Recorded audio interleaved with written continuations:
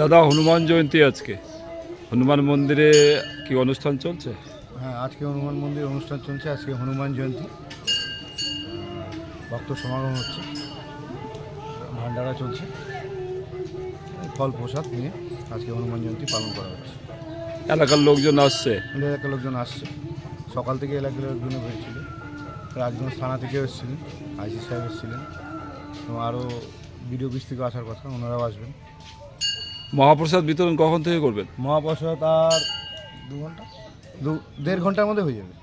আচ্ছা, যারা ভক্তরা আসবে তাদের মহাপ্রসাদ ভোগ চলছে। আর আমাদের প্রসাদ বিতরণ মোটামুটি পুজোর পরের থেকে শুরু হয়ে গেছিলো। হালুয়া পুরি চলছে, এখন খিচুড়ি হবে।